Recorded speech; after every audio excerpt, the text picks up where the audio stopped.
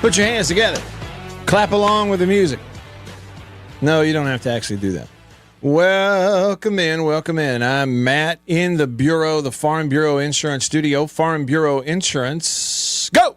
With the home team. They are your home team at Farm Bureau Insurance all across the great state of Mississippi. Your hometown heroes, that's your local Farm Bureau Insurance agents.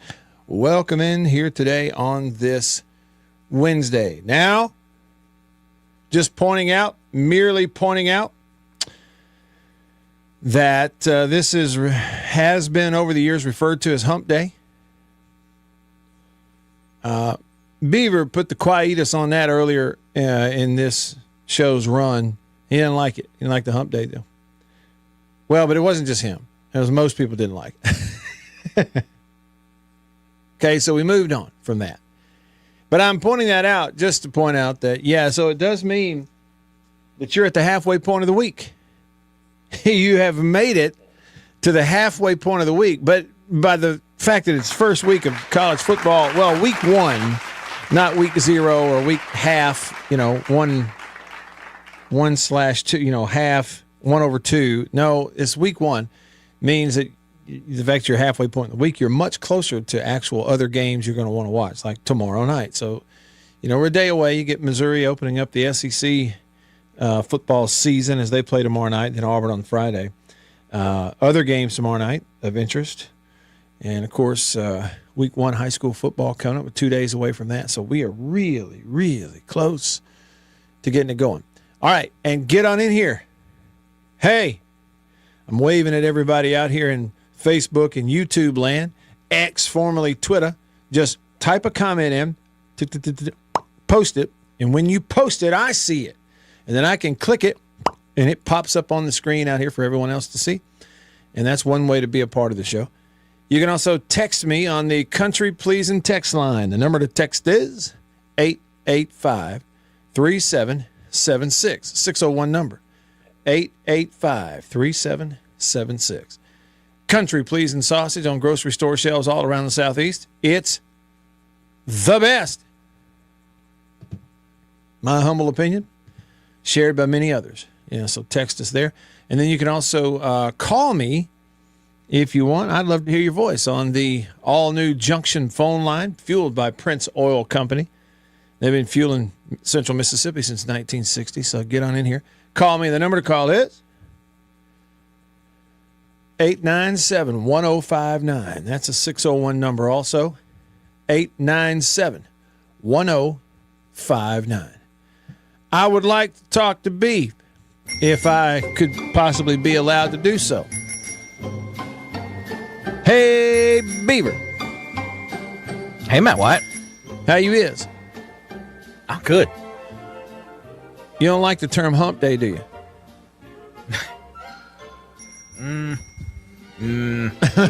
Well, that's enough. You've already answered it. My main problem was because Hump Day, you can't do it without everyone kept trying to do the camel impression from that commercial. Yeah. See, you didn't have to do it. That was not an invitation for you to do it. Okay, I'll take it back. But okay, good. So that was my problem with it. Yeah, I got you. Plus, I feel like we can come up. Hump Day's been around forever, so I feel like we can come up with something better for Wednesday. Something better for Wednesday? What about a wacky Wednesday, Beaver? I'm sure I could come up with a sound effect for that. Oh, no. No? Wait a minute. All right. Wait a minute. What that sound effect would be is only a different train. Yeah. And I told you the train sound effect that I've been using. I don't know if Philip Prince filmed it with his phone or if it was somebody did it with their phone at a railroad stop, letting the train go by and then sent it to Philip and he sent it to me. But that's where it came from. Somebody on their phone, train actually coming by, and they that's where so it's real. It's not made up. It's not like an AI sound effect. It's a real thing. Here's what I want to ask you about, Beav. I need an update on the all-new King of the Hill. How's it going? Oh, it's been done. So the season is over? Yeah, they only gave us 10 episodes. Okay. And they all launched at once, so it was a binge type situation. I see. So yeah, because it's not, you don't have to wait week after week to watch it like the good old days of television.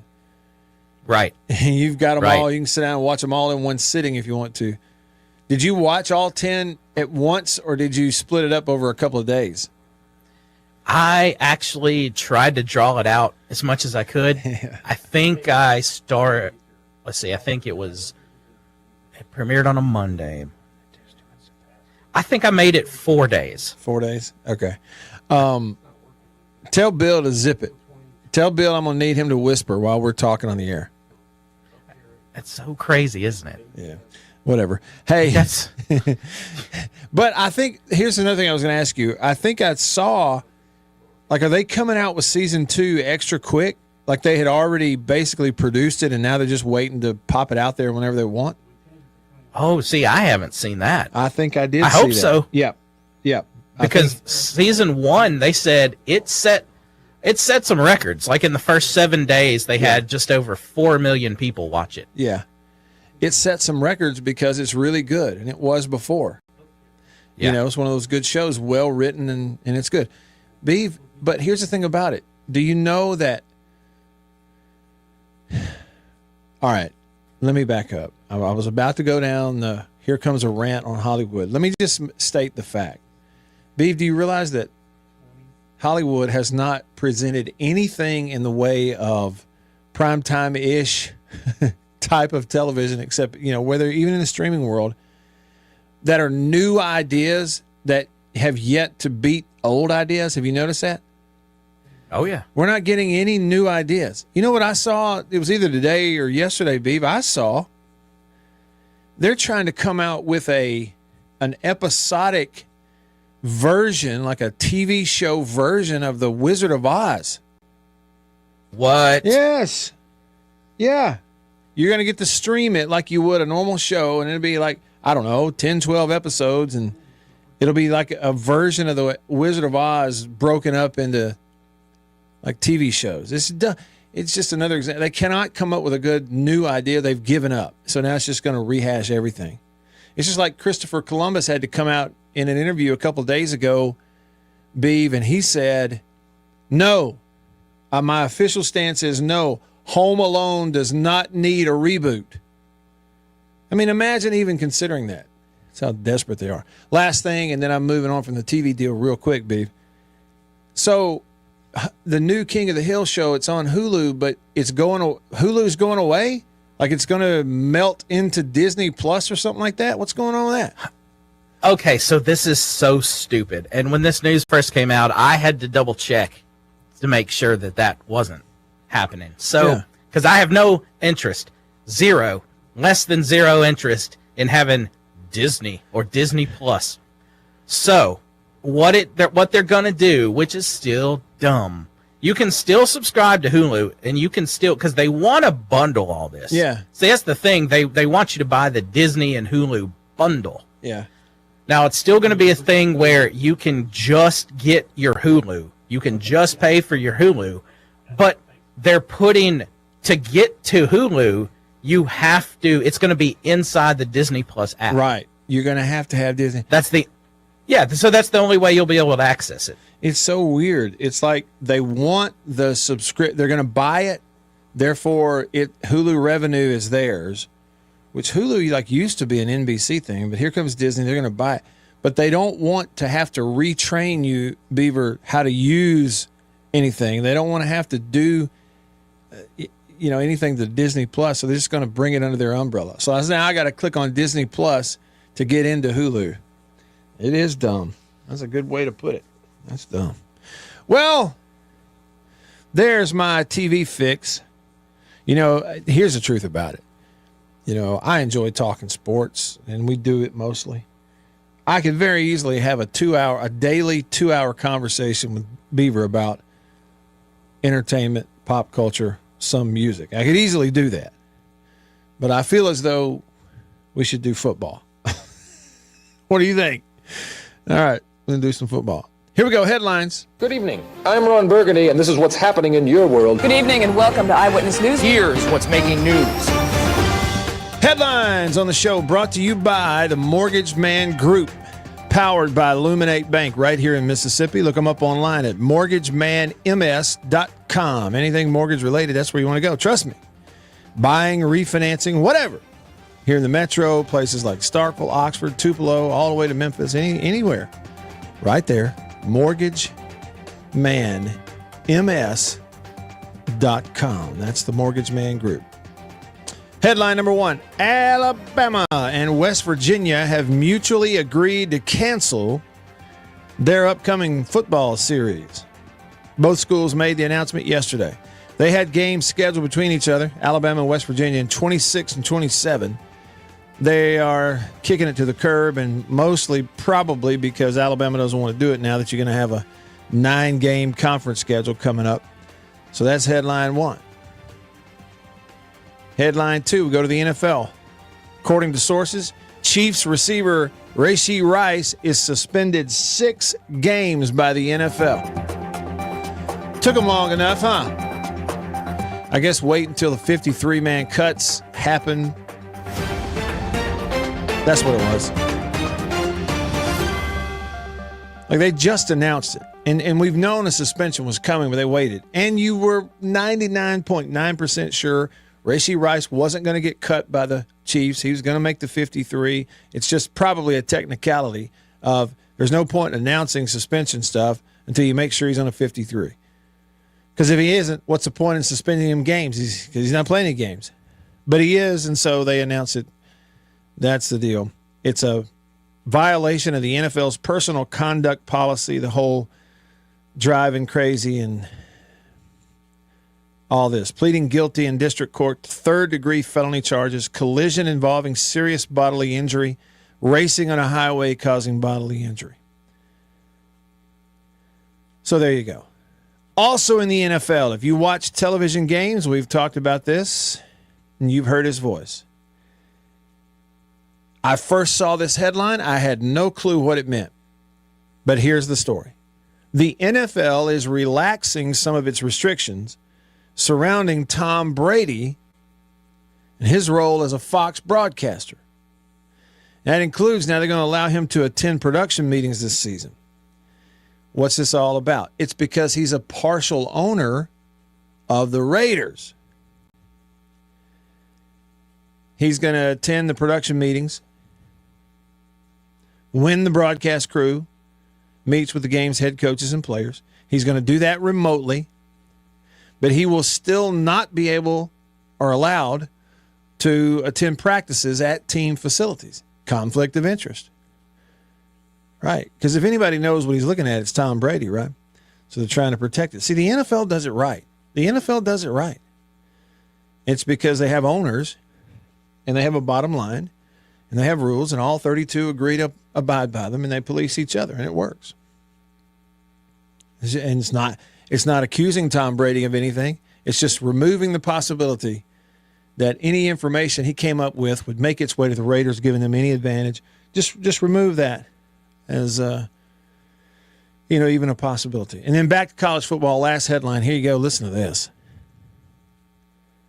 Former USF coach, South Florida coach Jim Leavitt, is facing theft and battery charges. He's a former head coach at USF. He's facing these charges after an argument with his ex-girlfriend. It turned physical, according to police. He's 68 years old. He was arrested on Monday night in and around St. Petersburg. It was an apartment complex down there outside of Tampa. He's been charged with felony grand theft, along with a misdemeanor count of simple battery and another with domestic battery. According to the records, Leavitt grabbed the woman's arm as she attempted to walk away from him. He's also accused of taking her Louis Vuitton purse, clutch, and wallet, valued at over $5,000. And then he refused to return them. You think he bought them? He wanted them back? Likely. I'm saying it's just a possibility. Oh, by the way, he is scheduled to be inducted into USF's Athletics Hall of Fame on October the 2nd. Kind of embarrassing. And those are your headlines brought to you by the Mortgage Man Group, powered by Luminate Bank right here in Mississippi. Find them online at mortgagemanms.com. Mortgagemanms.com. All right, over to the text line, the country pleasing text line. Grumpy says, Matt, Grumpy is listening on Beaver's Mega Alpha app. What? From beautiful 15 miles north of Fayetteville, Arkansas. Hey, Grumpy. It was 57 degrees on my back porch this morning in Tupelo, Mississippi. And I bet you it was cooler than that 15 miles north of Fayetteville this morning, wasn't it? That polar air that is dipping down into the southeast. What's the temperature up there? He said he's waiting for Alabama A&M coming to Fayetteville this Saturday at 3:15. Grumpy enjoyed Pastor Terry on the show on Psalm 23 last Friday. Oh, I'm glad you enjoyed that, Grumpy. We'd had a Sunday school lesson like the week before on Psalm 23, and so I enjoyed talking to Terry about it. Grumpy says also, could you double-check Grumpy's info on Stone Blanton's 49er status? Yeah, I mean, I can double-check it. I think I saw where they cut him. They had all their cuts, cutting everything down to 53. I thought I saw that, but I'll look it up for you. Yeah, he got cut yesterday. He did get cut? Okay. Okay. So there you go, Grumpy. That's the official. He had a good preseason, and Stone, he had a good enough preseason. It makes you think he probably will land with somebody in on somebody's practice squad or something like that and get a chance to make a team that way. And guys do it all the time. It happens all the time. I also saw where Tyrus Wheat was waived by the Cowboys yesterday, so he's not going to be on their 53 this year, although he'd spent the last couple of years with them, I should say. Jake from Yazoo texted the show. He says, Beeves needs to be a Wednesday 12 a.m. followed by the Sunny Jingle. What does that have to do? It's not a.m. It's p.m. Jake, I know you knew that. That was just a quick, you were typing probably while you're doing something. Wednesday, 12 p.m., followed by the Sunny Jingle. Which one? The one we use for Beaver or the other one? That one? All right, welcome in. It's 12 p.m. on a Wednesday. Or was. Jason in Flagstaff says, what? They ought to shoot on sight anyone caught street racing. I mean, how dangerous, really, how selfish and dangerous is it? That's the truth. I mean, it really is. Good point, Jason. Legba over here on YouTube. Hey to you on this Wednesday. He says, Hail State, Matt, what's your win-loss prediction for the Dogs? Shoot, I don't know. Ask me on Monday after I get to watch them play. I feel, Legba, this is the thing. I feel like it's harder to give a good qualified answer. I don't like just throwing stuff out and saying, I'll just pick this number. And give it, that'll be in the ballpark. That'll make me seem smart. I would really like to be able to qualify it. And if you have a team with 65 new players, 37 from the transfer portal, 18 from high school signee stuff. How many is that? What was that? And then 10 from JUCO. These are all new. It's all brand new. I just don't know how to say with any confidence whatsoever what they can or can't do without at least watching it once. And I know that it's been a yearly tradition, has been for years and years and years. We'll even do picks and stuff in the preseason and keep up with it sometimes and have some fun with it. But there was some sense of qualified knowledge behind it because you knew who the fifth-year seniors were, the fourth-year seniors, the third-year juniors, the second-year sophomores, the third-year sophomores, the redshirt you knew who those guys were and in what roles and generally how that stuff goes, along with a few signees every now and then that people were excited about. But even in big-time signing classes, you would have, you'd sign 25 back in the day, and like 5 of them would play that year. The rest of them would sit on the bench and redshirt and stuff. So you don't know any of that anymore. And it's just like we talked about yesterday on the show. I put a video out that is a little more concise version rather than just the live radio version. I put a video out with the things from the game notes that illustrate this, and it's posted on the YouTube channel, Legba, if you want to go watch it. But that number 65, you look at Southern Miss, they're an example. Somebody could go, what's your win-loss prediction for Southern Miss?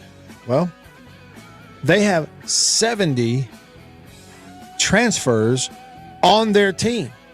65 transfers from 4-year schools. They only have 23 players on the whole team who were on their team last year. So they can be from this school, and that one's good, and this one's good, and all that. But until you watch them actually do something together, play a game, it's just hard to go, here's how many games you're going to win. I got to see it first. I don't think it's a cop-out. That's why I gave you a long explanation. Okie doke. Okie doke. All right. Just getting started with you on this Wednesday in the Farm Bureau Insurance Studio. Back after this. After these messages, we'll be right back. Farm Bureau Insurance in Mississippi. Local agents in all 82 counties. So here's what that means. You have that fender bender, hopefully you don't, but let's say you do at an odd time. Something goes on. It's Saturday night at 11 p.m. You don't have to wait until Monday morning to call some 800 number and talk to someone 3 states away. You've got your agent's phone number right there on your phone because you go to church with him. Your kids go to school together. He lives right down the road. You see each other at the ball games on Friday nights. So it's personal with your local Farm Bureau insurance agent in all 82 counties in this entire state. And if anything does arise and you need to, run it up the chain or up the flagpole, the home offices for Farm Bureau Insurance are in Jackson, Mississippi. It's right here in the state of Mississippi. It doesn't get more local than and personal, the service that you get with Farm Bureau Insurance in Mississippi. I can't recommend them highly enough. And if you haven't, recently, let them give you a quote. Home, life, auto. It's Farm Bureau Insurance. Go with the home team. After these messages, we'll be right back. Well, look at what we have here. Christmas come early. Boom. Little green onion country pleasing. That's not all. Little original smoked sausage flavor. That's not all. Jalapeno and cheddar. It has to be one of my favorite, just judging by how much of that stuff I eat.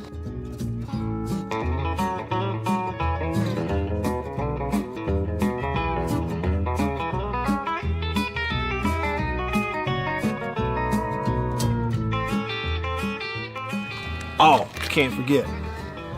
Andouille. Don't be saying andouille, it's andouille. And last, but not least,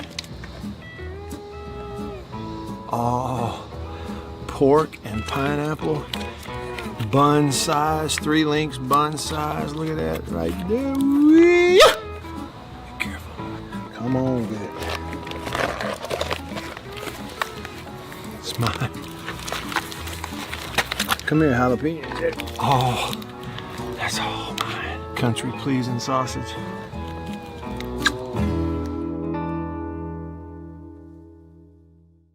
We'll be right back after this message from C Spire. My name is Matt Wyatt. I host the Matt Wyatt radio show out of my home using C Spire fiber. And when we hit the road as a family, Matt's show goes with us, thanks to C Spire Wireless. Its ultra-reliable nationwide network lets me broadcast live from anywhere. And never miss a moment that matters. connecting you to what inspires you most on C Spire's blazing fast 5G network. And right now, get your choice of free phone. That's customer inspired. That's C Spire. Y'all like coffee? I know you do. Check it out. Little High Point Roasters from New Albany, Mississippi. That is the breakfast blend. It's whole bean. And if you notice, that's how much I've had already. Brazil Oberon. Not Orgeron or Orgeron, you LSU. No, Brazil Oberon. That ain't all. What we got there? What flavor is that? Papua New Guinea grade AA. Bring it on. High Point Roasters, New Albany, Mississippi. Roast it right there. That's whole bean. One more. I got more. Ah, tried and true. Magnolia blend. And we're live at thezone1059.com.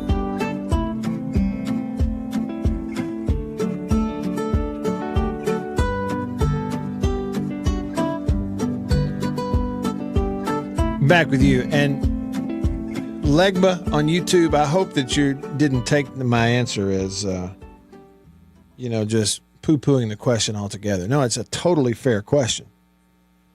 It's just I was kind of, letting you into my thinking on it. You go gun to my head, how many games? I really want to see them play first. I got the feeling that if Shapen is healthy the whole year, you got a chance to win, a couple of games that nobody thinks you're going to have a chance to, that you'd see upsets, because there'll be some teams that, may not be as good as you think. But still, I think it's just too early. That's just my thoughts on it. Hunter on YouTube says, "Hey, Matt, great video as always. I still can't wrap my head around 65 transfers. I'm ready to see what they look like." Yeah, and, honestly, Hunter, that's me too. And after seeing that and sort of making note of it, talking about it yesterday, made the video, now I'm almost to the point where, okay, I've heard enough about how many transfers. Now what I would like to do, Hunter, is find some other games out there and sort of compare that. Because I know there are others with as many or more. I just wonder how many, right? Because if you look at the case of State, they have 37 transfers into the program this year. And then there were the 10 JUCOs and the 18 signees, but you had the 37 transfers. In the Southern Miss case, it's 65 transfers, that's what Colorado did when Deion Sanders took over. That's what they did. Hey, listen, I want to do something here real quick. Yesterday we listened in to a little bit of the Jeff Levy weekly press conference where he was talking about Southern Miss and his team and how many offensive linemen he's going to play at State and what the receiver group looks like and all that. I want to listen in to a little bit of Charles Huff, head coach, Southern Miss, first year, coming over from Marshall. Won a conference championship last year at Marshall. Whether or not he'd remember it or not, I don't know. I remember it, meeting him and talking to him a little bit when he was on the Mississippi State staff as the running backs coach in Joe Moorhead's first year in Starkville. And then after that 1 year on Moorhead's staff, he came with him from Penn State. They had been at Penn State together. And after 1 year on the Moorhead staff, Coach Huff left, went to Alabama, was on the Nick Saban staff at Alabama. And then from there, onward and upward. I don't know if he went straight to Marshall or if there was a stop in between. Some of y'all would know. But like I say, eventually got the Marshall job and did a really fine job there at Marshall. He was coaching them when they beat Notre Dame a couple of years ago, right? Like, he's done a really, really good job up there. And I was impressed with him then when I met him. Just sharp as a tack and, intelligent. You listen to him talk football. He's the kind of guy who, when he starts talking football, you just have a natural inclination to stop and listen. Not everybody's that way. He is that way. You can see why he communicates well with players, I think. Anyway, I'm impressed with the guy. I really am. I think Southern Miss has got a really good football coach. And see if you think the same. Now, I'm going to give you one quick soundbite. This soundbite was a part of the Charles Huff press conference? I do know this. I don't need a depth chart. I don't need to know who they are. You spend $15 million, $18 million, they got good players. So we better be prepared to face really, really good players. I don't need a depth chart. Talking about Mississippi State. You spend $15 to $18 million, you got good players. Here is a portion of that press conference. We'll hear some more of it as we go throughout the show, but this is them getting started as he was addressing the media for the first time as the Southern Miss coach during a game week. This was yesterday in Hattiesburg. We're super excited. Really want to say thank you and show my appreciation to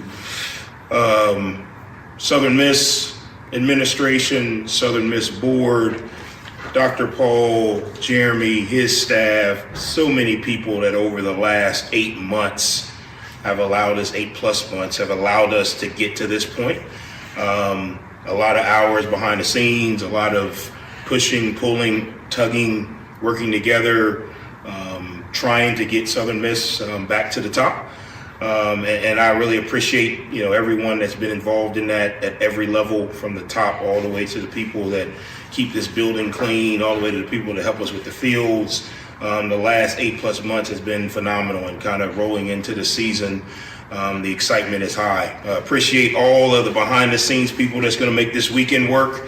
Obviously, Jeremy and his staff, Spencer Bridges, Sean, all the people that, from everything from the lights coming on to the parking to the everything that's going to go toward making this weekend really, really good. I'm not sure from a holistic standpoint that we've had a weekend here to this magnitude in a long time. So really appreciative to the people who are going to be making sure that every fan, player, coach, administrator, news broadcaster, all of those things are going to have a phenomenal weekend. Obviously appreciative to the Mississippi State administration for allowing this game to happen. What it's going to do for this town this weekend is unprecedented. It's going to be able to allow us to really continue to move in the right direction economically, entertainment-wise, bringing fans together. This is what college football is about. It has the ability to change communities, it has the ability to change states, it has the ability to make a positive impact, not only on the young men on the field, but so many other people involved. So I appreciate the administration, obviously here in Mississippi State, of kind of putting this game or allowing this game to happen. It's gonna pay dividends for both programs. It really is. And then obviously, huge appreciation to all the fans that have already bought tickets. If you haven't bought tickets, I'm not sure what you're waiting on, but we will keep the ticket lines open. I know there's been change with the process of tickets and parking. Remember, guys, everyone wants change until you have to change, and no one is trying to change anything to make it any more or less accommodating. Everything we're doing is trying to get Southern Miss to the top. The world has changed. Things have changed. We have to change. The worst thing you can say is this is the way we've always done it. I think we got to stay progressive. So yes, there's going to be some hiccups and headaches, and trust me, this weekend has way too many positives for us not to enjoy it. So every fan, every donor, every student that's going to pack this stadium and fill this town, from me to you, from our program to you, thank you for that. Obviously to the game, huge challenge coming up. Mississippi State, really good football team. I know when you look back over what happened last year, you may not say that, but that year two, they've invested $15-18 million into new players in this new revenue sharing model. Coach Libby and his staff, phenomenal coaching staff, at building this thing the right way. Even in the games you watched last year, there were just moments where things didn't go great, but they were in most of those games. They were making plays in most of those games. So we expect year two to be a total transformation. They've invested in players. They've flipped their roster. They've made adjustments. Players are coming into the second year of the expectation. So I expect a huge challenge. We have an appropriate fear of our opponents, which Steph Curry referred to that with the NBA USA Olympic basketball. Appropriate fear is not a fear of, oh my God, I'm scared. It's a fear of respect. It's a respect of their talent, a respect enough a fear of their talents and their abilities enough to generate enough respect to go out and prepare to play the best of our abilities. It's something we've talked about with our team. We want to have an appropriate fear or appropriate respect of all of our opponents, regardless of what their record was, regardless of what their record is, regardless of what we think, about what we see on film or what we don't see. You got to respect their abilities, and we're looking forward to the challenge. Obviously, we got to play really, really, really well in order to have a chance to win on Saturday. We're playing a team from the SEC. I've said it before, I think it's the best conference in the world. The competitiveness from top to bottom, the athletes, the size, the strength, the coaching prowess, the chess match that goes on every week in that league is top tier. To win these type of games, you got to be very opportunistic. The margin of error is small in all of college football games, but in this game, it's super small. So we've got to play dang near flawless to have a chance to win. All right, so that's a little bit of Charles Huff and his press conference yesterday. You got to be impressed with Coach Huff. Been taking on the job at Southern Miss. Not necessarily the easiest place to play, and in this environment where you got to come up with big piles of cash to be able to get players every year. I'm looking here. Yeah, no, it was from Alabama straight to Marshall. So he was on the Penn State staff coaching running backs. He coached Saquon Barkley. He was a running backs coach under Joe Moorhead, who was the offensive coordinator. Of course, James Franklin was the head coach. That was 14-17. He was at State for 1 year under Moorhead, coached running backs. He was the run game coordinator that year in 18 and assistant head coach or associate head coach that 1 year, 2018 under Moorhead. And you remember that was the year where new staff came in, and in his room in particular is where they went and sort of jerked the rug out from under Eris Williams' feet and just gave the job to Kylan Hill basically and rolled with it, controversially, if you will. He was there 1 year, went to Alabama, running backs coach at Alabama in 19 and 20, and then 2021 became the Marshall head coach and was the head coach there for 4 seasons, won the conference last year, Sun Belt Conference, and then packed his team and his quarterback up and went to Hattiesburg. And he'll roll it out there on Saturday. And we're rolling along with you here in the Bureau. Back after this.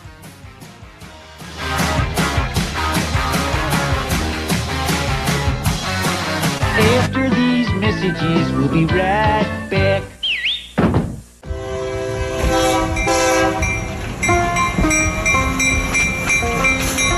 The Junction Delis, convenience redefined, and Prince Oil Company, a match made in heaven. The Junction Deli, fueled by Prince Oil Company. Prince Oil Company has been fueling Central Mississippi since 1960. It's a pretty good little while. Wonderful people. Man, am I ever more tickled that they're a part of the show and I'm a part of their team now. As you know, if you listen to the radio show, I've been to the Junction in several different places around the state. I've bought gas just like you at a lot of places that are fueled by Prince Oil Company, and they are really wonderful people. By the way, that brand spanking new Junction Deli, Chevron, right across the highway from Germantown High School. It's in Canton, but we say Gluckstadt. Do you realize they and other Junction Delis, they serve country-pleasing sausage over there on the buffet? They don't get much better than that. The Junction and Prince Oil Company. That's what I'm talking about. We'll be right back after this message from C Spire. My name is Matt Wyatt. I host the Matt Wyatt radio show out of my home using C Spire fiber. And when we hit the road as a family, Matt's show goes with us, thanks to C Spire Wireless. Its ultra-reliable nationwide network lets me broadcast live from anywhere. And never miss a moment that matters. Connecting you to what inspires you most on C Spire's blazing fast 5G network. And right now, get your choice of free phone. That's customer inspired. That's C Spire. Welcome to my photography studio downtown Tupelo. Everybody needs a headshot, especially if you're in the professional world. in sales, any sort of customer related business, outreach business, anything like that, everybody needs a headshot. Here at my photography studio in Tupelo, we do a lot more than just headshots, but we're kind of focusing on headshots for that very reason, because everybody needs it. Let me show you a little something about it. One thing I'm able to do here is sort of have 2 to 3 different looks in a small space that we can do in a short amount of time. Several different looks and styles of lighting with studio equipment, studio lighting. Some with flash and a particular look that I've worked on, a constant lighting scenario where you sit down, the lights are already on, you lean in, and we kind of illuminate the whole face. And we get several options in the studio in a short amount of time. Here's 2 priorities for me when I shoot headshots. One is it has to look like you. Okay, none of this fake stuff. The other goal is it's got to look like you at your best. And that's my job as a photographer. And I've got a lot of experience over the years, and I feel really confident I can do that for you. I would love to schedule a session for you here at the studio in downtown Tupelo. I'm above the Reed's Gift Shop, just off of Troy Street, the corner of Troy and Spring. If you can't get to Tupelo, that's okay. Let's talk about it, because we can pack the studio up and come to you if the schedules fit and that sort of thing. I'd love to help you with your headshots. I think everybody needs them. I'm inviting you to please email me, reach out. You can go to my website, mattwyattmedia.com, email address matt@mattwyattmedia.com, and let's talk about your headshot. Farm Bureau Insurance in Mississippi, local agents in all 82 counties. So here's what that means. You have that fender bender, hopefully you don't, but let's say you do at an odd time. Something goes on. It's Saturday night at 11 p.m. You don't have to wait until Monday morning to call some 800 number and talk to someone 3 states away. You've got your agent's phone number right there on your phone because you go to church with him. Your kids go to school together. He lives right.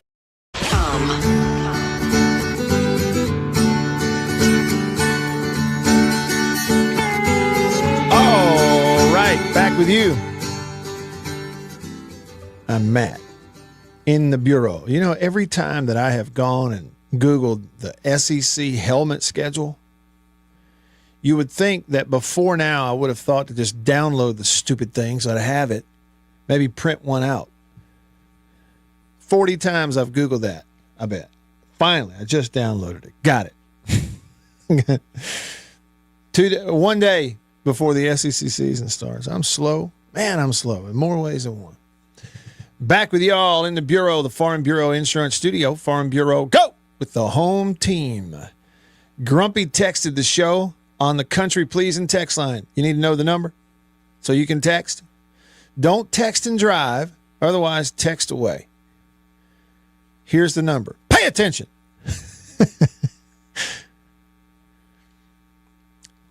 885-3776. That is a 601 number. 885-3776. Grumpy says, dang, about Stone. Got cut by the 49ers. He'll land somewhere. He's a good ball player. Grumpy said, Arkansas Sports Radio is predicting Ole Miss not to be as good this year, and Arkansas is catching them at a good time a week after they play Kentucky. Ha, he says. He says, we will see. So wait a minute, Grumpy, hang on now. Grumpy, are you saying that the Arkansas fans on Arkansas radio are saying that Kentucky is going to soften them up in Lexington, and that'll help you beat the Rebels the next week? Because if so, you can tell them I'm laughing. Not happening. First of all, Kentucky's not going to be quite as good as they were a year ago. I know it's in Lexington, but secondly, Kentucky's going to have Ole Miss's full, undivided attention. All right. 1, first SEC game. 2, they play Georgia State this weekend. Okay. Ole Miss could trot their second and third team out there and win that ball game. That's just the truth. Don't believe all this rat poison stuff you hear, that if you say that, it's rat poison, because it's not. And the third thing is Kentucky beat them last year. In some ways, kind of ruined their season last year, because if Ole Miss wins that Kentucky game at home, which they should have, which nobody can figure out how in the world they lost it. Other than that, there was about one or two defensive linemen for Kentucky that they could not block. And there's your ball game. You want to, I mean, I would almost say, sorry, pouring more coffee here from High Point Roasters in New Albany. I got to refill. But I would almost say that that's a good example of just how important, even more than quarterback and everything else, the defensive line is. Because you get one or two guys on your defensive line, they can't block, you're probably going to win the game. Nothing else matters. That's about the way it was last year for Ole Miss versus Kentucky. But anyway, they lost. It kind of ruined their season. So Kentucky's going to have Ole Miss's full attention. And Ole Miss will win that game up there by about 3 touchdowns and then come rolling back to Oxford fat and happy and celebratory and ready to host you that third week if you're Arkansas. That's what I think. And, you know, to the thing where you said they're saying it's not going to be as good, I don't know. I don't know if Ole Miss is going to be as good or not. Here we go. You know what that means?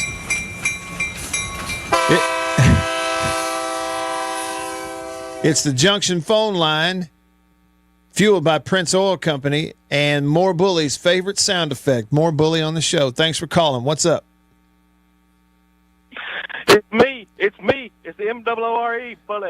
It's you. On, Matt? Well, not much. You tell me. Well, I got 2 things first.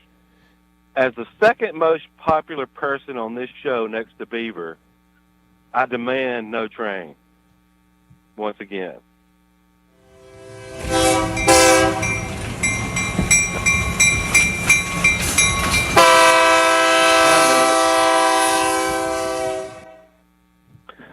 And the second thing I have is I have to tell Beaver. You cut out. You cut out. Hey, you cut out there for a second. You got to tell Beaver what?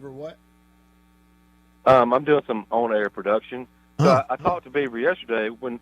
When he puts me on hold, and then when I come on the air, I can barely hear you. Mm-hmm. But it's much, much better today. Okay. I don't know if they tweaked it or what, but he said I'm not the only one that said that before. Yeah. We'll get it. We'll get it. We'll get it squared away. We'll get it squared away. Yeah. Let me ask you this. So you've made 2 points so far. Do you have anything interesting to say? I do. All right. I do. So next to the Olympic Games, this time of buy a new phone and don't come on here talking about the issues with our phone and your volume. Might be your phone, evidenced by what just happened on your end. It isn't us. Suck it, pal. It isn't us, More Bully. It's you. It's you. I'm talking about Beaver. No sooner had he actually called himself the second most interesting person on the show and said something's wrong with our phone, that his cut out. More Bully, wherever you are, we love you. Calling in here.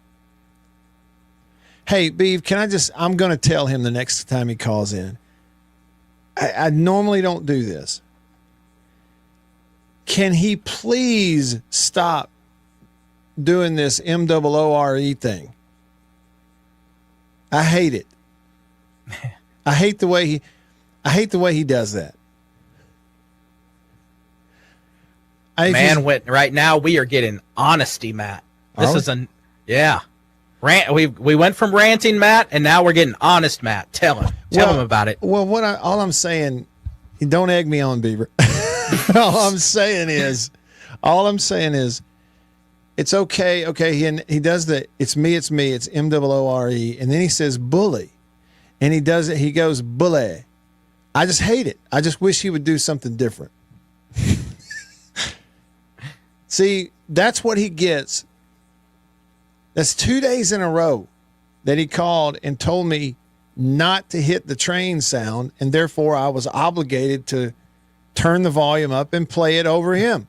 It wasn't that I necessarily wanted to. I'm obligated when you do that. I agree. Oh, look, he's calling back. That's cute. Hey, well, are you going to answer it? No, we're talking. Okay, look, Toddy just texted the show and said, Space Ghost is better than him. Now, I don't know what that means. Oh. But it reminds me of the Space Ghost show, which is great. Remember Brack? Brack is the best. I saw a random, it's so funny you mentioned this. Random yesterday on Instagram, because the most random stuff pops up. You know this. Yeah. And it was a little segment from Space Ghost, and it was Brack. And he was singing, and what did he say? He said, "Life is good. I feel grand. Pound of ham." I got to that time he sang a song he made up called "Don't Touch Me." Yeah, that was the only lyrics to the song over and over again. Yep, don't touch kept me. saying. Let's see. Real C texted in and said, "Actually, the best part of More Bully's call was the part where he cut out." And then he said, "I honestly think Beaver has mastered the board." Drug Dog says More Bully needs his own show so he can do whatever he wants to.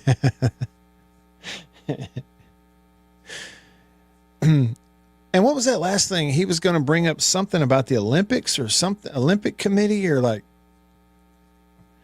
Okay, let's see. More Bully said, he said, "I'm driving through the medical corridor. That was the problem." He just texted in to let us. So it wasn't his phone. It was where he was. Okay, Beaver. Note to us. Next time More Bully calls, before we put him on the air, let's ask him, "Hey, More Bully, where are you driving at the moment?" And if he tells you he's about to go through the medical corridor, tell him he's going to have to call back.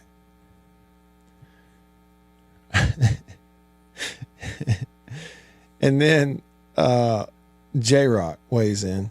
He says maybe we could change his name to Entitled Bully. He said, "I'm the second most popular person on this show besides Beaver." He may be, for all I know. He may be, for all I know. Yeah, to the thing, you know, what? Grumpy said that the Arkansas radio people are saying that Ole Miss is not going to be as good this year. But, I mean, I don't know about that. I just don't know. I don't really know. I have to admit, I can name one player on their football team, and it's their quarterback, because everybody's been talking about him.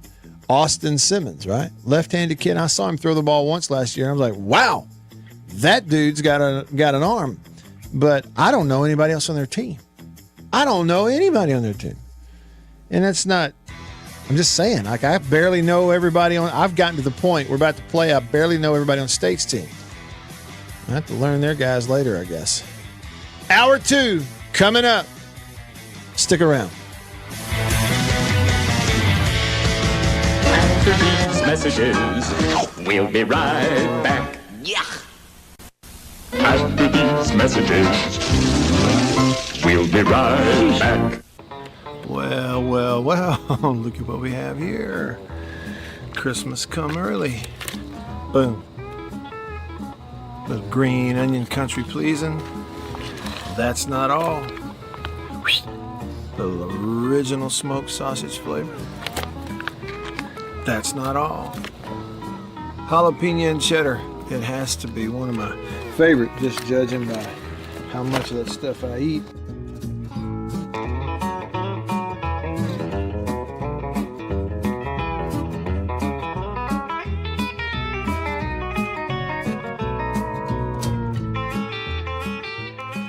Oh, can't forget.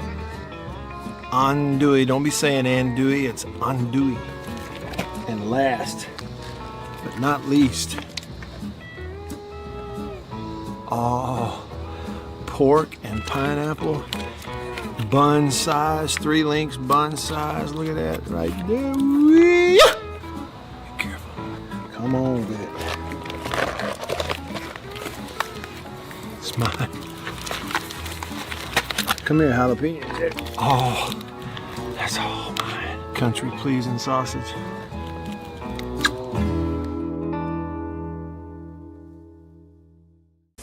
After these messages, we'll be right back.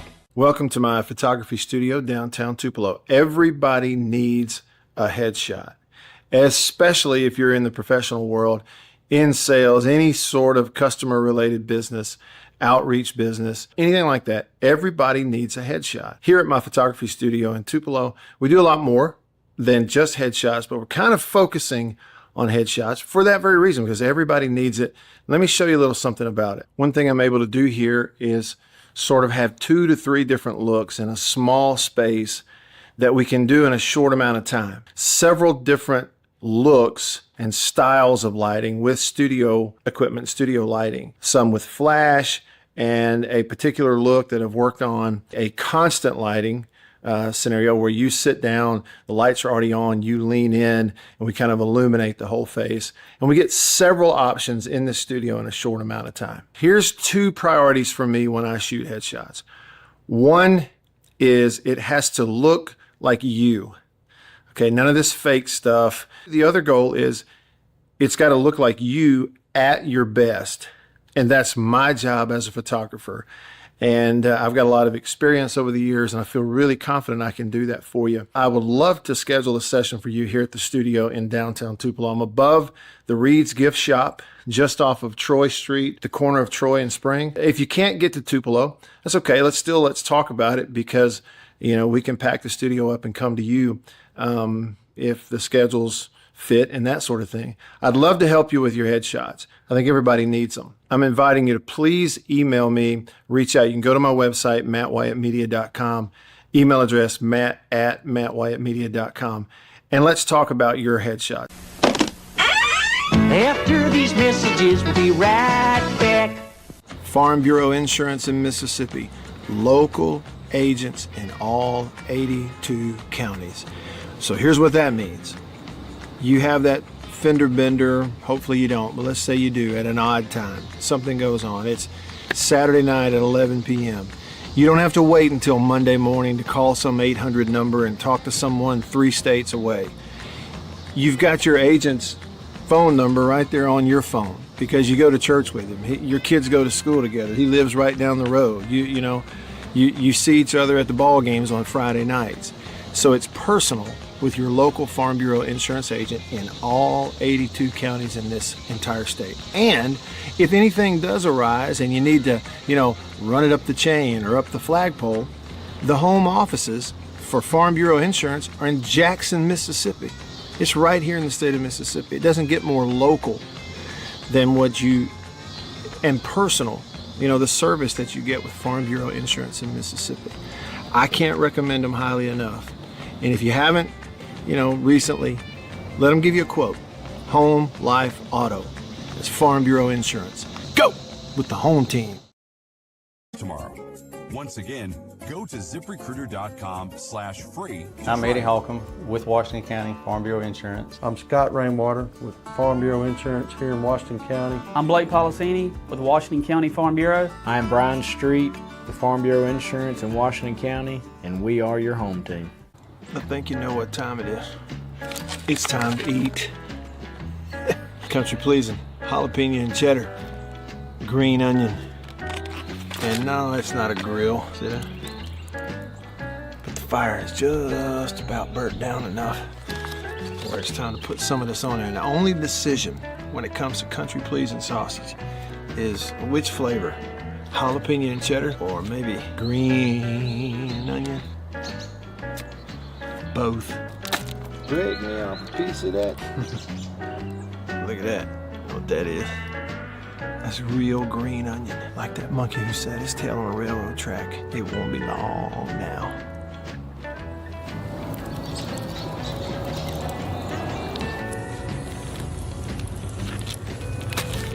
country pleasing sausage, these flavors, and many, many others. 1059 and worldwide. Now, here we go. At the Zone, 1059.com.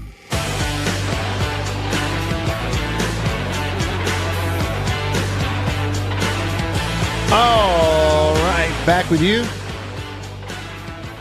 I'm Matt in the Bureau, the Farm Bureau Insurance Studio. Farm Bureau, go! With the home team. They are your home team. I've got comments here on the live stream from lots of folks who are listening, including my man Blind Squirrel, our favorite Georgia fan around here. And he was telling Sven that his sources say Marshall truly believes they will win this game against Georgia this weekend. Let me read that to you again. My man Blind Squirrel, Georgia Bulldog, says, "Hey Sven, my sources say Marshall truly believes they will win against Georgia this weekend."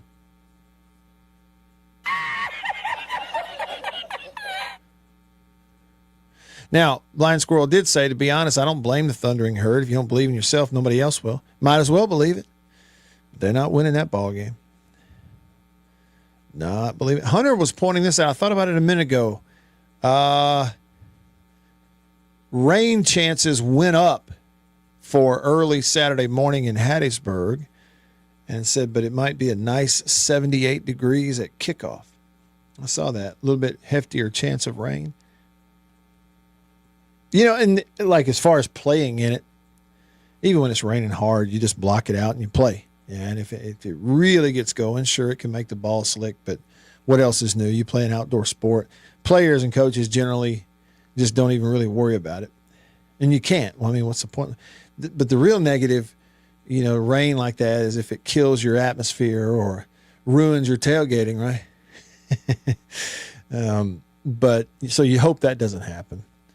But other than that, you know, at least it's not like monsoon weather, 90% chance, thunderstorms, lightning, the lightning delays. We hope we avoid all that. And that kind of goes without saying. Anyway, we'll kind of hit the reset button here. I'm coming to your text messages also on the Country Pleasing text line. The number to text is 885-3776. That's a 601 number, 885-3776. You can also call me on the Junction phone. The number to call, 897-1059. The Junction phone line. Junction delis around the state of Mississippi. Fueled by Prince Oil Company. They've been fueling Central Mississippi since 1960. Fuel in your belly from the Junction. Fuel in your gas tank from Prince Oil. Anyway, the number to call, again, 897-1059. So give me a shout. Like More Bully did. You know, he called us and give us a shout. Although he hung up on us. Are we sure he didn't hang up on us on purpose? Are we sure about that?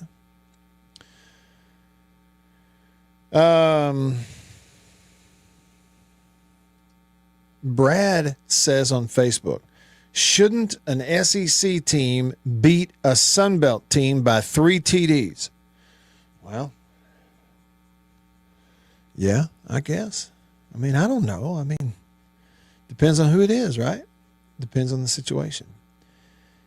You know, if you're Georgia and you're playing Marshall, I mean, there's still some unknown there, right? Everybody's got transfers. Marshall's got a whole new football team, whole new team, new quarterback, 20 other players that left and went to Southern Miss. This is a whole new football team at Marshall. So even though they're the defending Sun Belt champs, that may mean nothing. Whole new team. Right?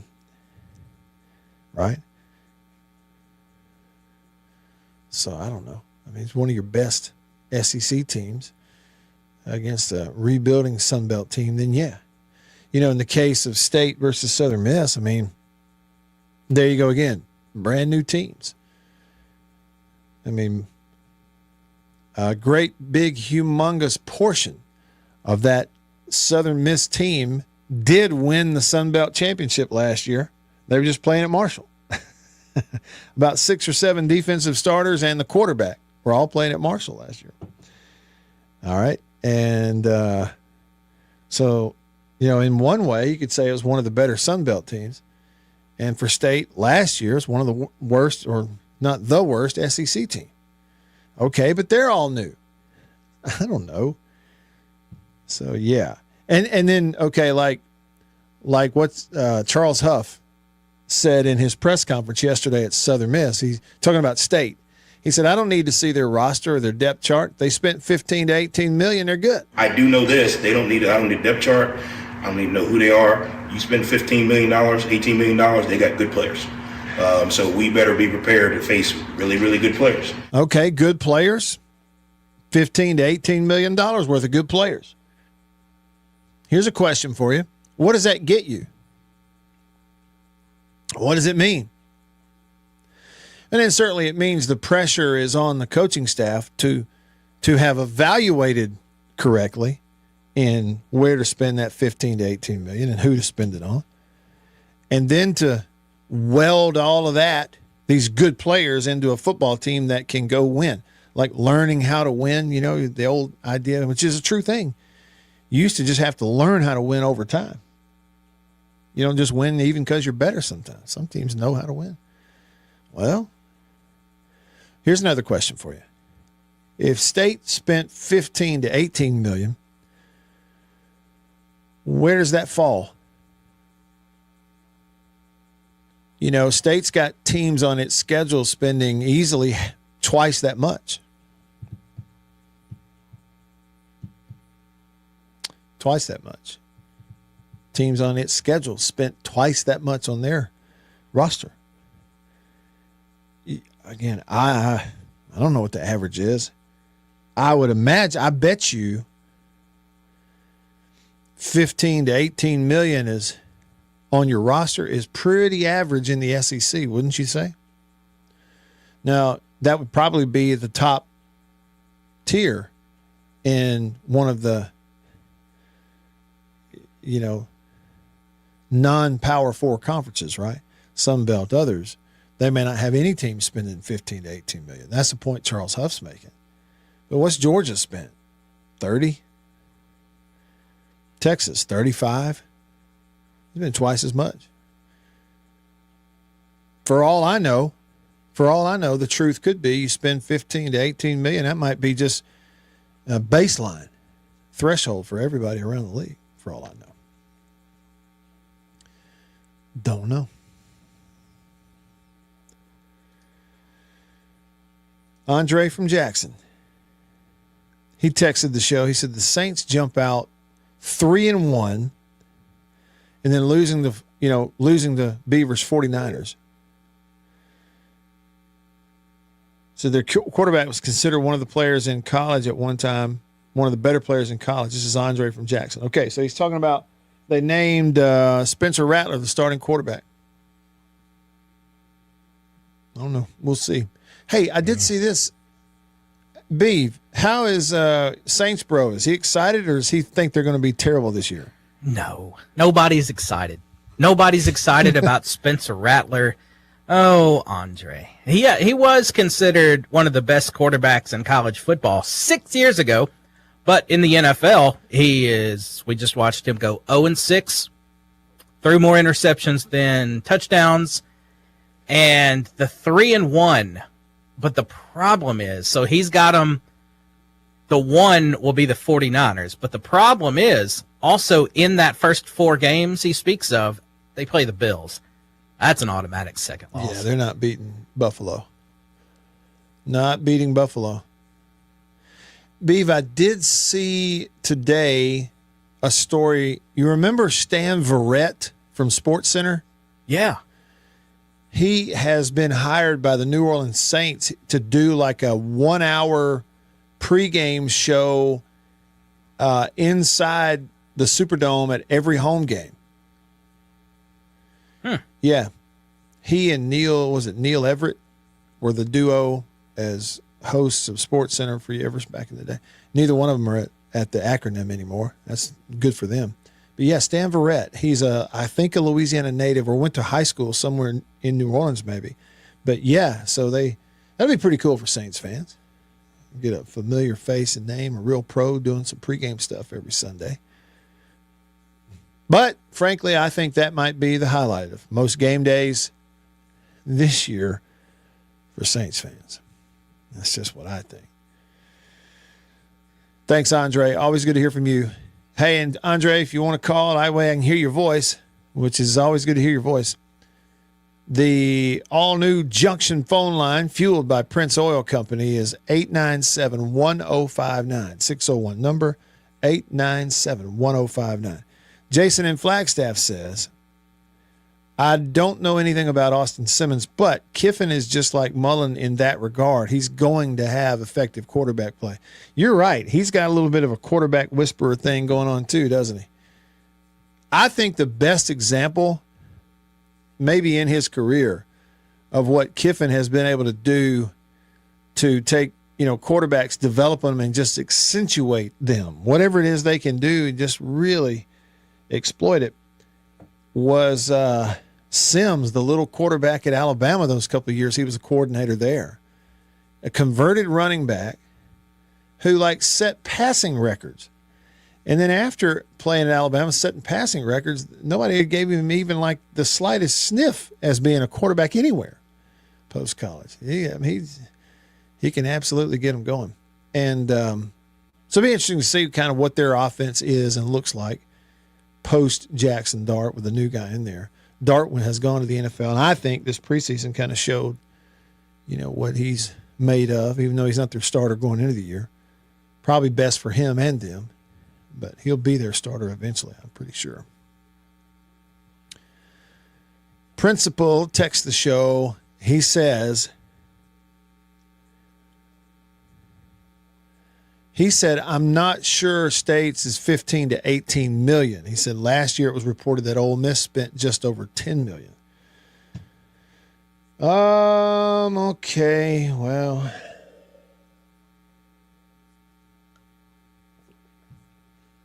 Let me get some hot coffee here in my thermos from High Point Roasters in New Albany, Mississippi. Go to highpointroasters.com. Get your coffee there. Principal, I'm not arguing with you. I haven't looked at a receipt or tax returns, whatever you want to call it. A budget sheet. I don't know. This is what I think. I think State has spent $15 to $18 million on the players they have on this team this year. I think after the last couple of years, they were probably in a position where to get it back on four legs, they probably going to have to overspend for a couple of years and know it. I do think 15 to 18 million on your roster in the SEC is pretty baseline.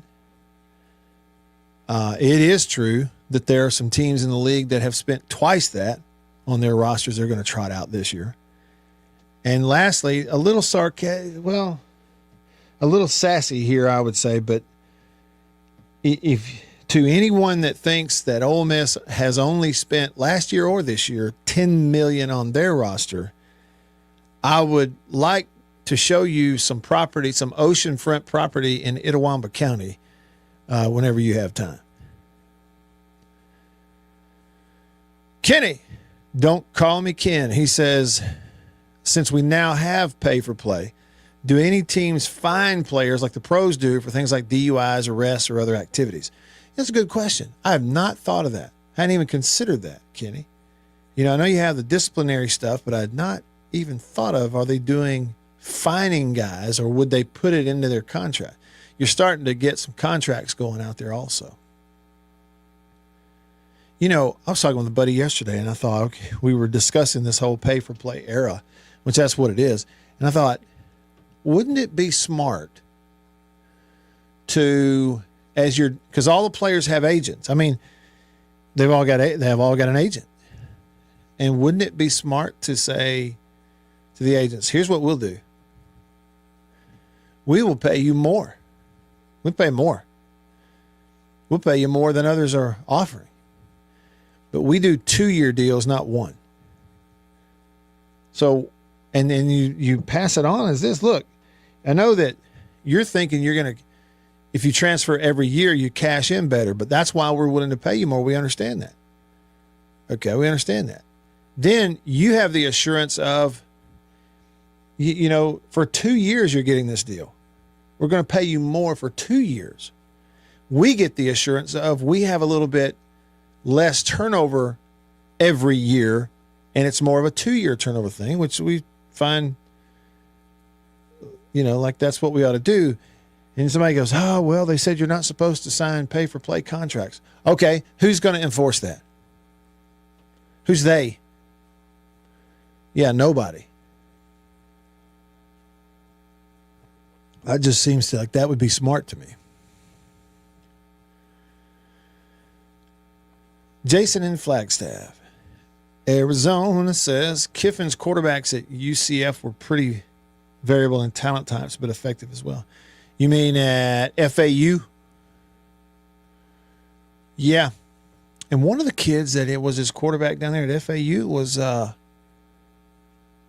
a Mississippi kid, maybe a Starkville kid at one time or another. I'm pretty sure that's right. All right, Hunter, talking about Charles Huff at Southern Miss. He said he sounds like a good coach.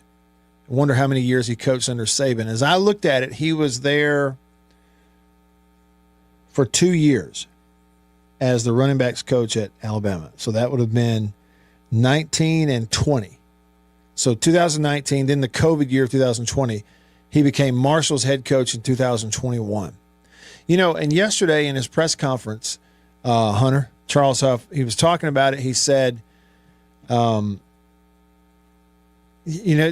think somebody asked him the question about playing teams where, you're, bigger conference, or the expectation or the pressure is on the Power 5 team you're playing because, like the Notre Dames they played in the past when he was at Marshall. And he talked a little bit about they beat Notre Dame that year, and then a lot of it was about not luck, but taking advantage of opportunities. I think the way he worded it was, he said, we played Notre Dame that year, and every ball their guy threw got batted around, and one of our DBs came down with it. He said, and then I think he said the next year we played NC State. They threw it right to us like 5 times, and our DBs dropped all of them. He said, it's one of those deals. It's the difference in winning and losing those types of games. I thought that was pretty interesting. But you hear Coach Huff talk, and you hear it.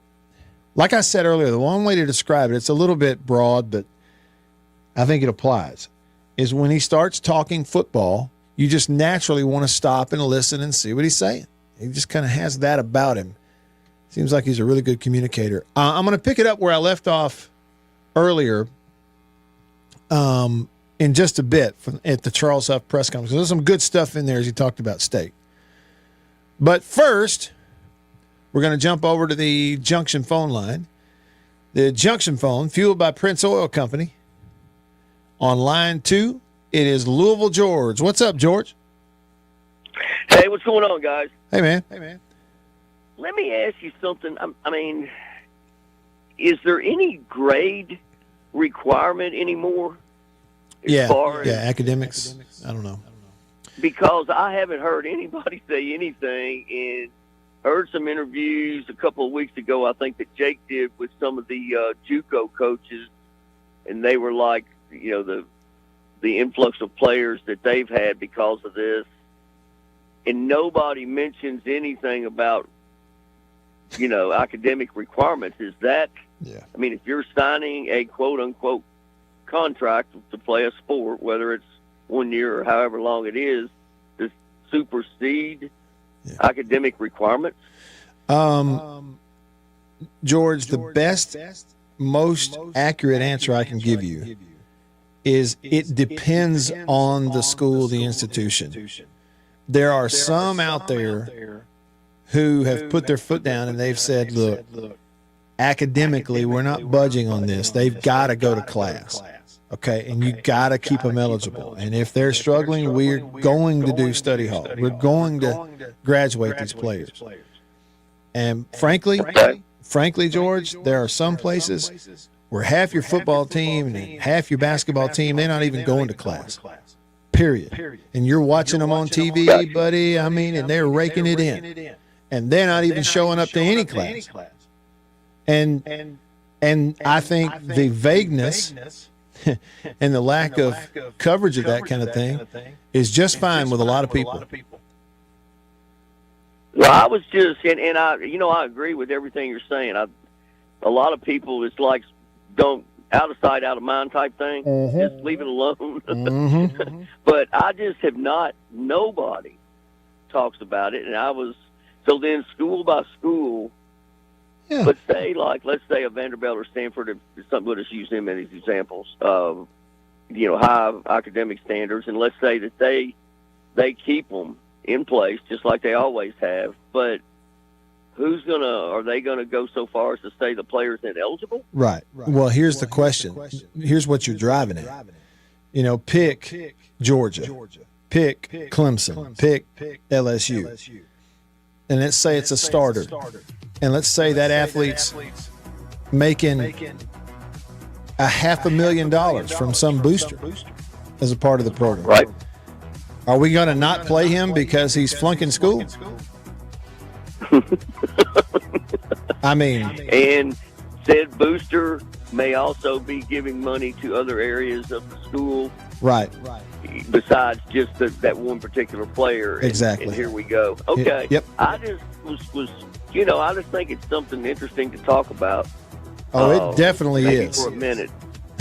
It definitely is. All right. Well, hey, thank y'all. I appreciate that. Y'all have a good day. You too, George. Appreciate the call. Yeah, sad but true. That's just the way it is. Now, the smart ones, they're focusing on school because it's the right thing to do. It's what's best for them. And there's a bunch of those too. All right, rolling along. Back after this. After these messages, we'll be right back.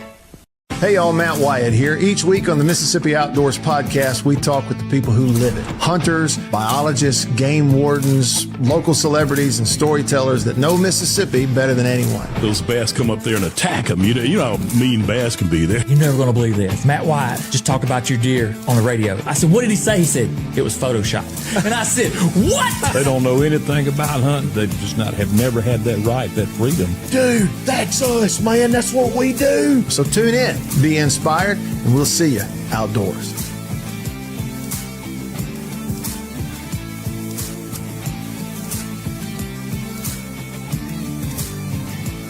After these messages, we'll be right back. Yeah. Farm Bureau Insurance in Mississippi.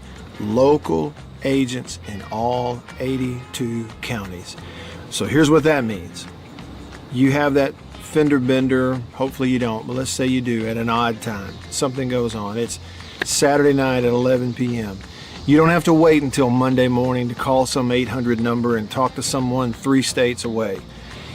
You've got your agent's phone number right there on your phone because you go to church with him. Your kids go to school together. He lives right down the road. You see each other at the ball games on Friday nights. So it's personal with your local Farm Bureau insurance agent in all 82 counties in this entire state. And if anything does arise and you need to, run it up the chain or up the flagpole, the home offices for Farm Bureau Insurance are in Jackson, Mississippi. It's right here in the state of Mississippi. It doesn't get more local than and personal, the service that you get with Farm Bureau Insurance in Mississippi. I can't recommend them highly enough. And if you haven't, recently, let them give you a quote. Home, life, auto. It's Farm Bureau Insurance. Go with the home team. After these messages, we'll be right back. Well, look at what we have here. Christmas come early. Boom. Little green onion country pleasing. That's not all. Little original smoked sausage flavor. That's not all. Jalapeno and cheddar. It has to be one of my favorite, just judging by how much of that stuff I eat.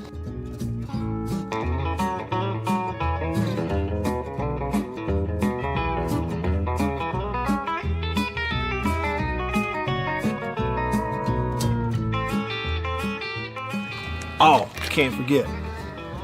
Andouille. Don't be saying andouille. It's andouille. And last, but not least, pork and pineapple. Bun size, 3 links bun size. Look at that right there. Be careful. Come on with it. It's mine.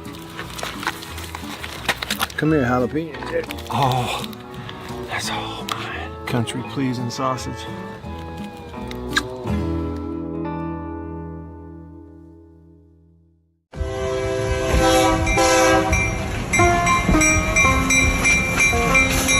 The Junction Delis, Convenience Redefined, and Prince Oil Company, a match made in heaven. The Junction Deli, fueled by Prince Oil Company. Prince Oil Company has been fueling Central Mississippi since 1960. It's a pretty good little while. Wonderful people. Man, am I ever more tickled that they're a part of the show and I'm a part of their team now.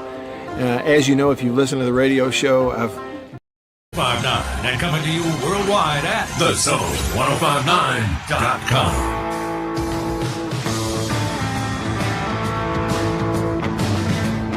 Back with you. I'm Matt in the Bureau, the Mississippi Farm Bureau Insurance Studio. Staying connected to you because of C-Spire, the #1 network in Mississippi. C-Spire, customer inspired. Check them out at cspire.com. Well, there it is.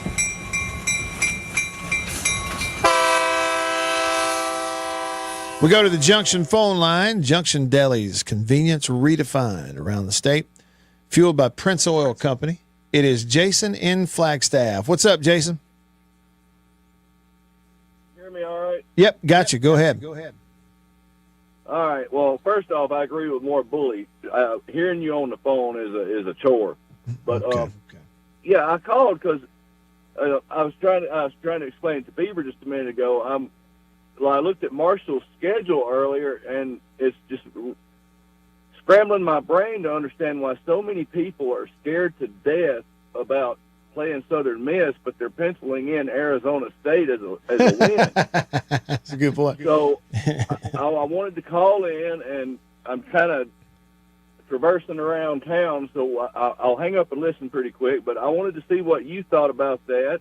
Yeah. What the callers, the folks that are home in Mississippi, think about it, and see if I'm missing something here about Southern Miss. Like do they have Clark Kent back there or something, and nobody knows about it except them, or what?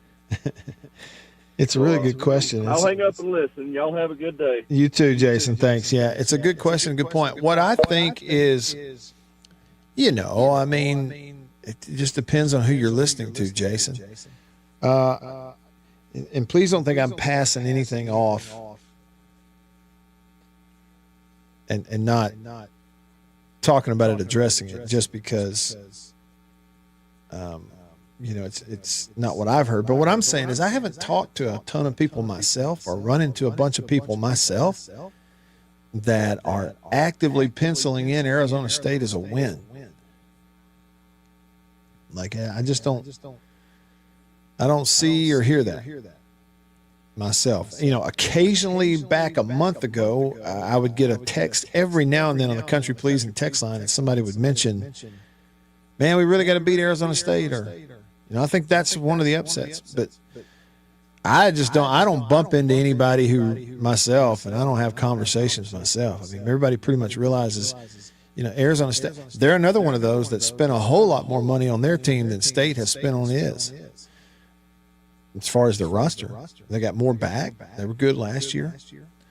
I think what it is, Jason, too, on the Southern Miss thing is it's the unknown of them. You know what I mean? It's like, and it's the first game out of the chute. Think about it that way, too. I think there's realistically some stuff to consider there. So many teams, especially the ones that are brand new with each other, are going to improve a lot from week 1 to week 2. And State's going to do that, too. They'll improve a lot from week 1 to week 2, just having their first game together as a football team. Because as it's been much covered on this show, It is a brand new team. Never played a game together. So I think it's a little bit of all of that. Hey, I'm going to go back here. Here's some more of the Charles Huff press conference. Super small. So we've got to play dang near flawless to have a chance to win. And again, when you start looking at the talent that they have, they're going to make it really challenging for us to do that. We're preparing at a really high clip. We understand we got to have unbelievable discipline, unbelievable focus, and an unbelievable attention to detail to give ourselves a chance to come out and have success on Saturday. So we're excited about it. We got a lot of work to do, 4 days, and we got to use every second of every day. And that's not just on the practice field. That's not just in the meeting room. That's going to class on time. That's making sure we take care of our bodies. That's getting the right amount of sleep. That's understanding that there's going to be a ton of distractions in this community for the next 48, 72 hours that we've got to be able to lock in everything we do. So we've got to do that. Our guys are excited. I'm excited. So with that, open up for questions. I know that you didn't release a depth chart. How many position battles are still up for grabs as we head into week one? Realistically, probably 3 or 4. And that's not, hey, who are we waiting to see play there? It's, okay, is this person better over here or over there? And if we move him over there, who do we put there? That's really what it is. I know, I could release one that say or. I don't know what that does. I think the game has changed. It creates more problems in our building when you release them. It creates you to ask questions that I probably don't have the answer to. Coaches are different. I think, again, for us, it's twofold in our building. I don't want to create issues. And then the 2 or 3 guys that we still have to see where they kind of end up. We need Tuesday and Wednesday practice to do that. For us, Monday is kind of our general information day. Tuesday and Wednesday are our work days.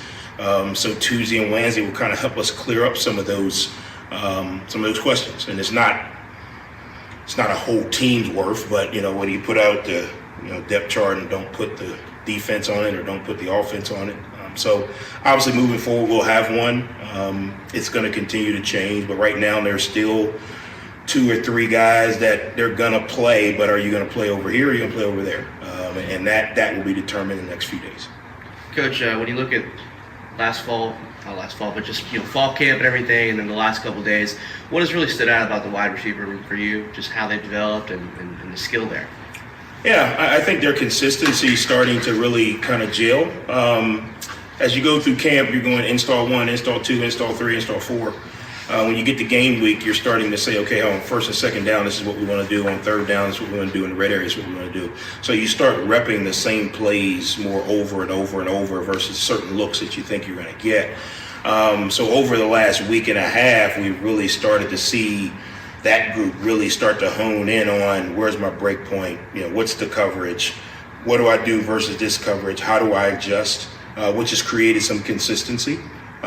So that's probably the biggest thing, the consistency that we're starting to see now that we're putting a game plan in. A lot less thinking, a lot more reacting because, hey, we're running the same set of plays now. We're just adjusting to coverages or situations. What do you think the strength of that group is? They've all played. I think that's, probably, at all different levels. I mean, there's some, when I say different levels, there's some guys who've played a lot. There's some guys who haven't played as much, but they've all played. So the ability for them to come out day after day after day, they understand what it takes. I think everyone in that room that will probably contribute right now has played some level of college football. And I think that goes into deeper than just at practice. It goes into what are your off the field habits? What are you doing in the film room? It's not the first time that you've seen a different coverage. It's not the first time that you've seen the game at this speed. So I think that's a big help. Looking at the film at Blake Shapen, what is he kind of posing? Real dude. Obviously, I know he didn't play as much in the last week or so. We've really started, me personally, have really started to dive into him. He's a football player. He's tough. He's gritty. Just last night I was watching. I mean, he got hurt in that Florida game, and he played another 10, 12 snaps. I mean, that takes toughness. That takes grit. That just shows the type of leadership that he has, that he wants to be out there. I think when you really look at how he is impacting the team now, and even when he wasn't, available, I think that just shows his leadership. When you really dial it down to his physical ability, he can make all the throws. He runs well enough to really keep you balanced. He ain't running. Last year wasn't running looking to slide. He was trying to get the extra yards. When your quarterback has that type of toughness and grit, your team plays with that and they feed off of that. When your quarterback can make all the throws, it's really difficult to get him off platform. When your quarterback, now going into year 2, has a really good grasp of the system, it's hard to fool him with coverage. The ball comes out a lot quicker. It makes everybody around him better. So I got a lot of respect for him. Obviously, I knew about him, kind of leading up to, the preseason attention, and then obviously last year's attention. But when you really start to dive into it, he's a really, really good football player. From what I can tell on the outside in, really, really good person and leader as well. All right, so there you go. That last comment from Charles Huff yesterday at the Southern Miss press conference, he's talking about Blake Shapen.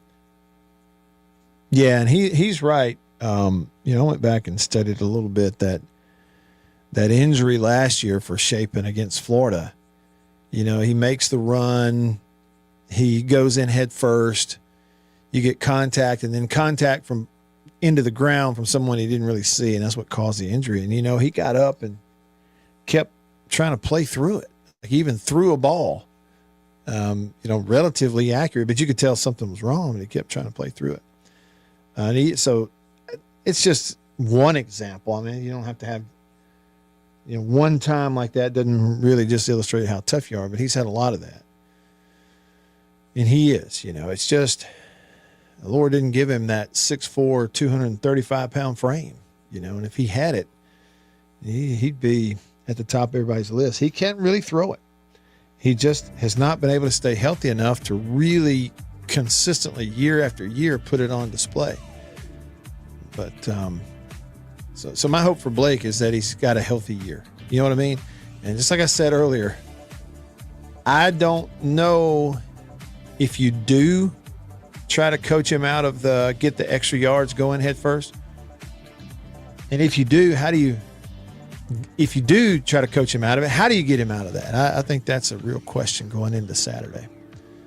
All right, a little bit of time left with you here today in the Bureau, the Farm Bureau Insurance Studio. Farm Bureau, go! The home team. Back after this. After these messages, we'll be right back. Farm Bureau Insurance in Mississippi. Local agents in all 82 counties. So here's what that means. You have that fender bender, hopefully you don't, but let's say you do at an odd time. Something goes on. It's Saturday night at 11 p.m. You don't have to wait until Monday morning to call some 800 number and talk to someone 3 states away. You've got your agent's phone number right there on your phone because you go to church with him. Your kids go to school together. He lives right down the road. You see each other at the ball games on Friday nights. So it's personal with your local Farm Bureau insurance agent in all 82 counties in this entire state. And if anything does arise and you need to, run it up the chain or up the flagpole, the home offices for Farm Bureau Insurance are in Jackson, Mississippi. It's right here in the state of Mississippi. It doesn't get more local than and personal, the service that you get with Farm Bureau Insurance in Mississippi. I can't recommend them highly enough. And if you haven't, recently, let them give you a quote. Home, life, auto. That's Farm Bureau Insurance. Go with the home team. After these messages, we'll be right back. Well, look at what we have here. Christmas come early. Boom. Little green onion country pleasing. That's not all. Little original smoked sausage flavor. That's not all. Jalapeno and cheddar. It has to be one of my favorite, just judging by how much of that stuff I eat.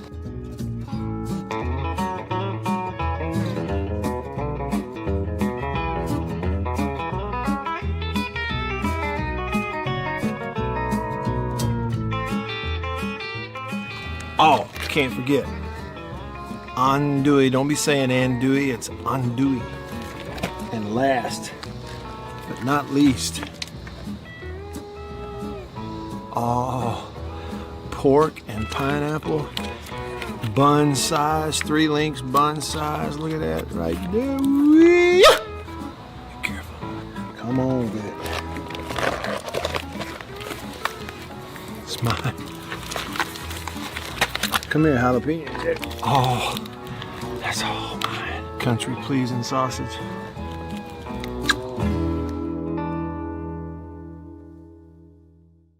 We'll be right back after this message from C Spire.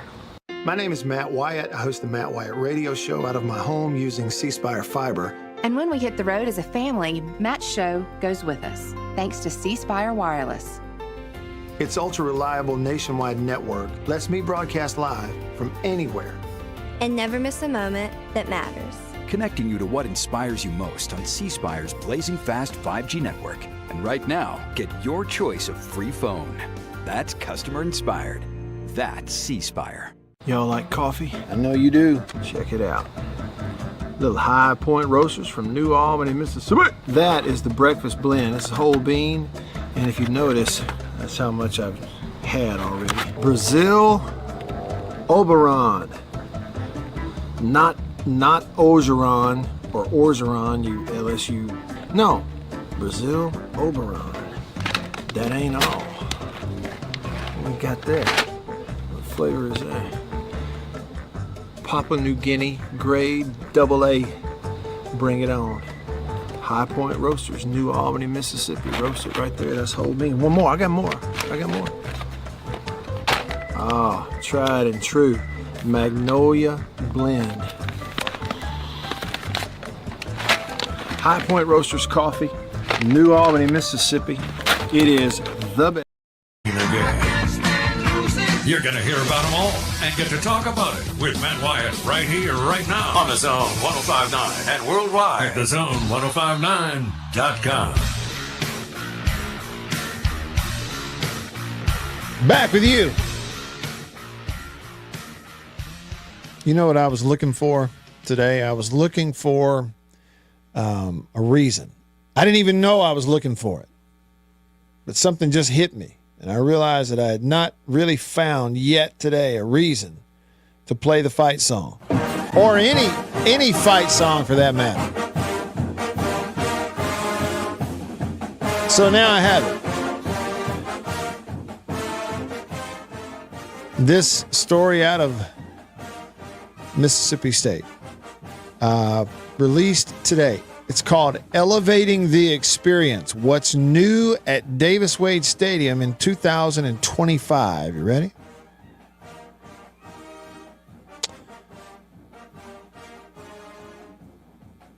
All right, here we go. Y'all need to know this. What's new at Davis Wade Stadium? Boomer Sooner, I see your text. I'll get to it. Hang on, this is my fight song. I'll get to yours in a minute.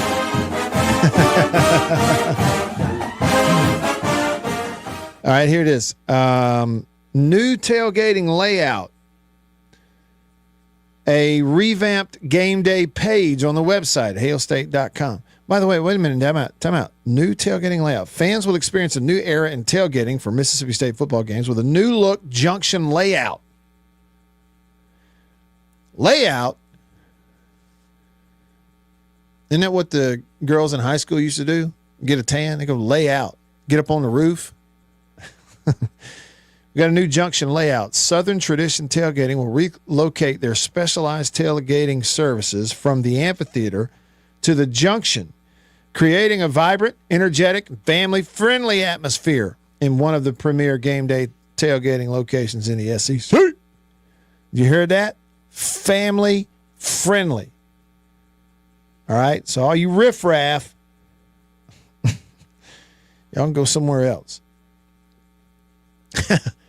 And this is brand new. Y'all don't know this. I promise you don't know this. Pre-game and post-game radio show. Mississippi State is proud to welcome Bulldog letter winner and WCBI anchor Marcus Hunter to the game day broadcast team. Hunter will serve as a new host on the Bulldogs pregame and postgame radio shows. So there you go. Welcome, Marcus Hunter, my man. That's a great dude right there. He's worked his tail off too, and I'm proud for him. All right, the LED lighting system in the stadium. You got that. Field level audio system. Another addition will be the introduction of a new field level sound system that'll bring both volume and clarity to the game day experience. All right. Okay. Got it. Drone show and enhanced fireworks. Kicking off the 2025 home slate in style, fans will be treated to a halftime drone show against Arizona State on September the 6th. Now, the only problem with that is I'm in the radio booth. I can't see it. My neck's not long enough. Can't see out from under the overhang. In addition, the stadium fireworks will be expanded with new launch points, creating bigger and more dynamic displays during the key moments throughout the season. New video board production elements. Easy for me to say. New video board production elements. All right. Technology upgrades. Okay. In-venue cameras is going to capture on-field action and fans' reactions in real time, along with new video board features. All right. New north end zone fascia LED boards. Cleaner West Concourse. Did they get rid of the bats? Fans will notice a cleaner, more spacious West Concourse with the removal of outdated wall graphics and center aisle beverage tubs, along with the addition of better directional section signage. Whew. East Concourse restroom upgrades. New chairback rental options. And then here we go. Food and beverage upgrades. Fans are going to notice refreshed food concepts around Davis Wade Stadium, including the introduction of new and specialty items through the season. Junction Grill. Serving up traditional game day favorites, Junction Grill is your go-to spot for the classic stadium experience, such as the famous double patty Hail State burger. Also, the 1878 Smokehouse. Enjoy the taste of Southern tradition with savory smoked meats and classic game day barbecue options, including pulled pork nachos. That's what I've been smelling at that ball game. And smoked pork sandwiches.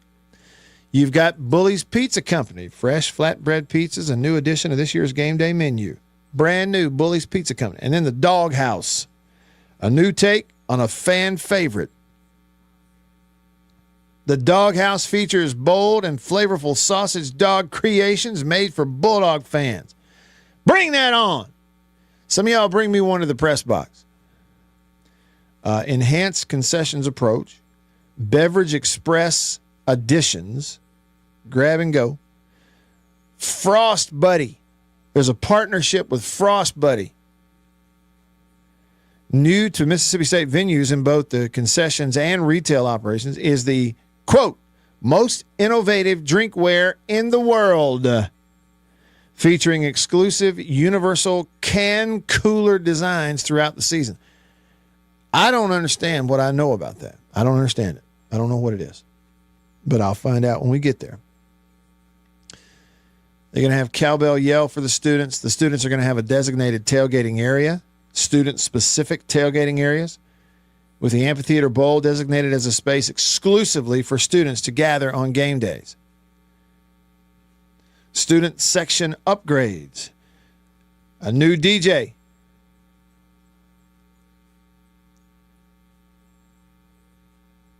Better sound. Complimentary sunscreen at the first aid booths and such. And then it said tickets. State opens. Okay, this is where you get tickets. So I don't know if that's necessarily new. Anyway, there you go. There's some of the stuff. And no, Boomer Sooner, I did not forget. Here you go. Just for you.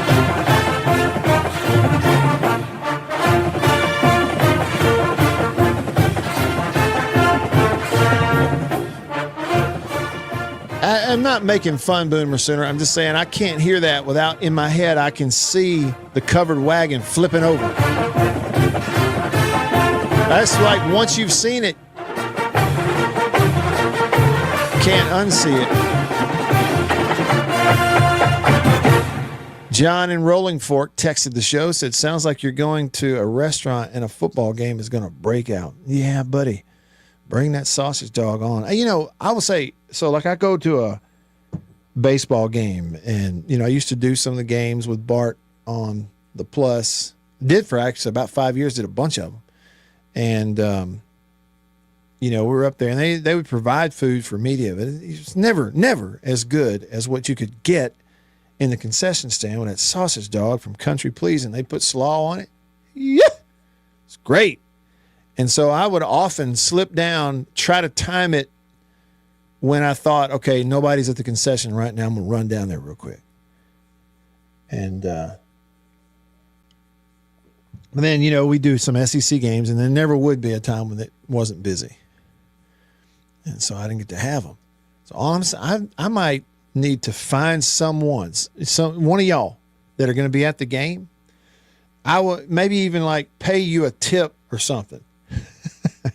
To don't go out of your way. Just when you go to the concession stand at Davis Wade during the game, when you're already there, buy me the Country Pleasing sausage dog. Okay, and then bring it to me to press box. Mailman David said Frost Buddy is a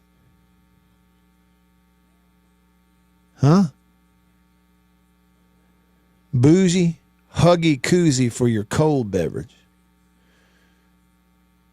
Let me just tell you something right now, Mailman David.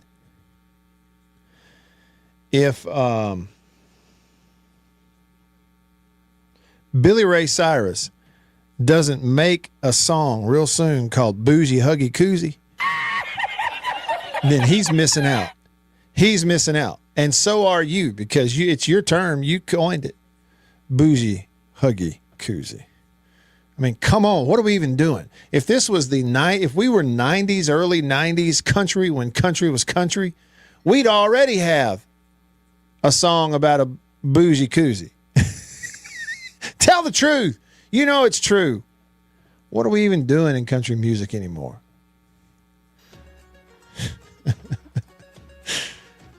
I'm not above pointing out the obvious.